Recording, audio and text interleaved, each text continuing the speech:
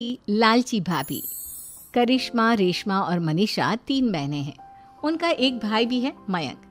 मयंक अपनी बहनों को बहुत प्यार करता है, लेकिन मयंक की पत्नी सविता इस मामले में मयंक से बिल्कुल ही अलग है।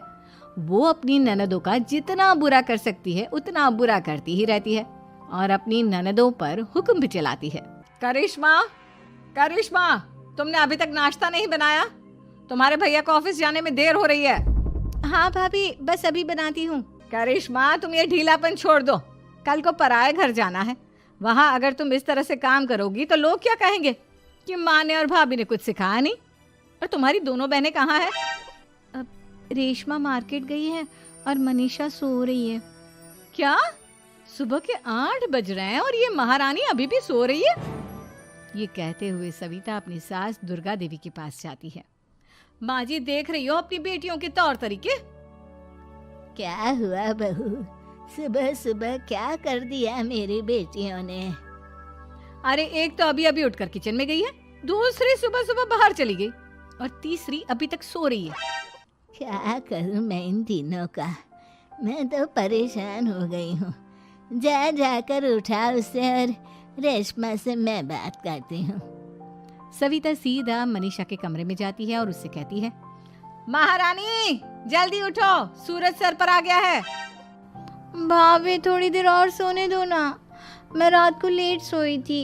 वो क्या है ना, यूनिट टेस्ट चल रहे हैं। शराफत से उठती है या नहीं, या फिर पानी की भरी बाल्टी डालूं तेरे ऊपर? नहीं नहीं भाभी, मुझे बिस्तर में नहीं लाना, उठती हूँ मैं। मनीषा जल्दी से उठकर बाथरूम में चली जाती है। सभी आराम से बैठकर नाश्ता कर रहे होते कि तभी रेशमा बाजार से हाथ में सामान लिए आ जाती है। रेशमा को देखते ही सविता उस पर बरस पड़ती है। लो, आ गई महारानी। ऐसा भी क्या सामान लाना था जो सुबह आंख मलते ही बाजार की तरफ रवाना हो गई? भाभी, कल आप ही तो चीख रही थी कि घर का सारा सामान मुझे ही लाना पड़ता है, घर में किसी को भी किसी काम से कोई लेना देना नहीं है। अब मैं बाजार जाकर सामान ले आई तो आपको इस बात से भी तकलीफ हो रही है? देख रही हो माँ जी, अपनी बेटी की जुबान कैंची से भी तेज चलती है। और मयंक, आप तो कुछ कहेंगे नहीं अपनी लाडली बहन को? रेशमा, अपनी भाभी से ऐसे बात नहीं करते। चलो माफी मांगो। भैया, मैं क्यों माफी मांगू? आप भाभी से बोलिए ना कि हम पर कम हुक्म चलाया करे। हम इस घर की बेटियां हैं और आपकी पत्नी की ननद है, नौकरानी नहीं। लो, कर लो बात। इनकी भलाई के लिए कुछ भी बोलो तो इन्हें बुरा लग जाता है। इस घर में यही इज्जत है मेरी। देख लो माँ जी, आपकी बेटी किस लहजे में मुझसे बात कर रही है। सविता वहां से चली जाती है। मयंक को बहुत गुस्सा आता है, वो भी वहां से चला जाता है। फिर करिश्मा रेशमा को समझाती है। रेशमा, तुम्हें भाभी से माफी मांग लेनी चाहिए थी ना। लेकिन दीदी, मैंने कुछ किया ही नहीं, तो मैं माफी क्यों मांगू? हाँ करिश्मा दीदी, रेशमा दीदी जैसे ही घर में आई, भाभी ही उन पर चिल्ला रही थी। हाँ, मैं मानती हूँ कि गलती भाभी की थी। मैं तो इसलिए बोल रही हूँ कि भाभी ने माँ को तो पूरी तरह अपने वश में कर लिया है। वो हमारी बात सुनती ही नहीं। मयंक भैया हमारे लिए हमेशा खड़े रहते हैं, इसलिए उनकी बात का मान तो तुम्हें रखना चाहिए था ना। कोई फायदा नहीं दीदी, कुछ दिनों की बात और है, भाभी उन्हें भी हमारे खिलाफ भड़का देंगी। फिर वो भी माँ की तरह हमारी किसी बात का विश्वास नहीं करेंगे। इसी तरह सविता अपनी तीनों ननदों को किसी न किसी बात पर परेशान करती रहती थी। एक दिन मयंक अपनी तीनों बहनों के लिए गिफ्ट लाया। करिश्मा, ये तुम्हारे लिए हार का सेट। रेशमा, तुम्हारे लिए सुंदर सी ड्रेस। और मनीषा, तुम्हें किताबें पसंद है ना, तुम्हारे लिए किताबें लाया हूँ। थैंक यू भैया। थैंक यू भैया। थैंक यू भैया। करिश्मा, तुम्हारा नेकलेस कितना सुंदर है। ये भैया कहाँ से ले आए होंगे? मैंने भैया को 3 दिन पहले फोन पर ये डिजाइन दिखाया था और आज भैया ये ले आए। सविता तो अपनी ननदों के गिफ्ट्स देखकर जल गई और करिश्मा का नेकलेस तो उसे भी बहुत पसंद आया था। अपनी बहनों के लिए कितना अच्छा नेकलेस लेकर आए हैं, मुझे कभी कोई गिफ्ट नहीं दिया। मैं आज ही ये हार चुरा लूंगी। रात में सविता करिश्मा का हार चुरा लेती है और इसी तरह उसे अपनी ननदों की जो भी चीज अच्छी लगती वो उसे मांगती नहीं, बल्कि रात के अंधेरे में चुरा लेती। इसी तरह दिन बीतते गए और सविता ने मयंक के दिल में भी उसकी बहनों के लिए नफरत पैदा कर दी। एक दिन मयंक ने करिश्मा और रेशमा के लिए रिश्ता देखा और ये बात उसने घर में सबको बताई। माँ, करिश्मा और रेशमा के लिए बहुत अच्छा रिश्ता आया है। वो लोग कल इन्हें देखने आ रहे हैं। आप और सविता मिलकर सारी तैयारी कर लेना। ये सुनकर करिश्मा और रेशमा खुश हो जाती हैं, लेकिन सविता सोचती है, अगर इन दोनों बहनों की शादी हो गई तो घर और बाहर का काम कौन करेगा? मनीषा तो एक नंबर की कामचोर है, उससे तो किसी बात की उम्मीद लगाना ही बेकार है। मुझे इस शादी को रोकना होगा। अगले दिन सभी लड़के वालों के स्वागत की तैयारी करने में लगे होते हैं। तभी मयंक अपनी बहनों से आकर कहता है, तैयार हो गई तुम दोनों? देखो दोनों लड़के बहुत अच्छे हैं, मैं कोई कसर नहीं छोड़ना चाहता, इसलिए तुम उनके सामने अच्छे से बिहेव करना और अपनी भाभी से लड़ने मत लग जाना। करिश्मा, तुम वो नेकलेस पहन लो ना जो मैं तुम्हारे लिए लाया था। भैया मैं बहुत देर से वो नेकलेस ढूंढ रही हूँ, लेकिन मुझे मिल ही नहीं रहा। क्या तुमने नेकलेस खो दिया? तुम्हें पता भी है वो कितना महंगा था? तुम कोई काम ढंग से नहीं कर सकती। मयंक गुस्से में वहां से चला जाता है। थोड़ी देर बाद लड़के वाले भी आ जाते हैं। वो दोनों बहनों को पसंद कर लेते हैं और रिश्ता पक्का हो जाता है।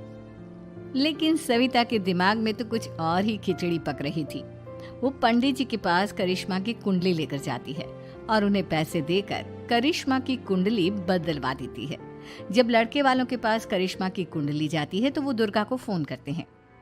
बहन जी, हमने करिश्मा की कुंडली अपने पंडित जी को दिखाई थी।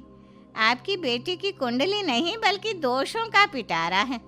देखिए, मैं और मेरे पति इन सब बातों में बहुत विश्वास करते हैं, इसलिए हम आपकी बेटी से अपने बेटे की शादी नहीं करा सकते। इस तरह करिश्मा का रिश्ता टूट जाता है और सभी घर वालों को बहुत दुख होता है।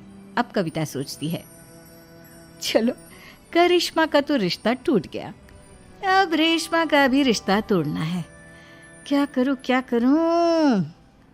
अब सविता आवाज बदलकर किसी अननोन नंबर से रेशमा के होने वाले ससुराल में फोन करती है। हेलो, मैं कौन हूँ कौन नहीं ये आपके लिए जानना ज़रूरी नहीं, बस इतना सुन लो कि रेशमा का 2 साल से किसी के साथ अफेयर चल रहा है। बस रेशमा का रिश्ता तोड़वाने के लिए सविता का इतना कहना काफी था। अब रेशमा का भी रिश्ता टूट गया। मयंक और दुर्गा देवी ने रेशमा को खूब खरी खोटी सुनाई और उससे बार बार उस लड़के के बारे में पूछने लगी। आप दोनों मुझे क्यों परेशान कर रहे हो? अरे कोई लड़का होगा मेरी लाइफ में तो मैं बताऊंगी ना, जब कोई है ही नहीं तो कहाँ से लाऊं मैं कोई लड़का? तो तेरे होने वाले ससुराल वालों को फोन किसने किया था? माँ, मैं नहीं जानती किसने फोन किया था, मैं सच कह रही हूँ। मैं तो पहले ही कह रही थी इसकी लगाम खींच कर रखो, लेकिन मेरी सुनता ही कौन है। आप चुप रहिए भाभी, ये सब आपका ही किया धरा है। अब तीनों बहनों को विश्वास हो जाता है कि ये सब उनकी भाभी ही कर रही है। तीनों बहनें अपनी भाभी को सबक सिखाने के लिए एक वकील कर लेती है और घर में हिस्सा मांगना। देखो भैया, माँ बाप की जायदाद में जितना बेटों का हक होता है उतना ही बेटियों का, इसलिए इस घर के 4 हिस्से होंगे और हमें अपना हिस्सा चाहिए। मैंने तुम्हारे लिए क्या क्या नहीं किया और तुम इस घर में हिस्सा मांग रही हो? भैया, आप और माँ हम बहनों की कोई बात नहीं सुनते हो और भाभी हमारी शादी नहीं होने देगी क्योंकि उन्हें लगता है कि आप हमारी शादी में ज्यादा पैसा लगाओगे और उन्हें हम जैसी फ्री की नौकरानी कहाँ मिलेगी। तो हम भाभी के साथ तो रह नहीं सकते, हम बहनों को अपना हिस्सा चाहिए। अरे तुम्हें शर्म आनी चाहिए अपनी भाभी पर ऐसा इल्जाम लगाते हुए। वो तुम्हारे बारे में कितना सोचती है। हाँ माँ, भाभी हमारे बारे में बहुत सोचती है, दिन रात बस यही सोचती रहती है कि किस तरह से अपनी तीनों ननदों को परेशान करूं और कभी मुझे पढ़ने भी नहीं देती। दोनों बहनों का रिश्ता भी तो इन्होंने ही तोड़वाया है और रात में हमारे कमरे में आकर हमारी चीजें भी चुराती हैं। इसी तरह सविता की तीनों ननदें अपनी बात पर अड़ी रही। अब कोर्ट में तारीख भी शुरू हो गई। जब सविता को लगा कि उसकी तीनों ननद इतनी आसानी से नहीं मानने वाली, तो उसने अपने पति और सास को सारी सच्चाई बता दी और अपनी तीनों ननद से माफी मांगी। मयंक और दुर्गा को भी अपनी गलती का एहसास हो गया।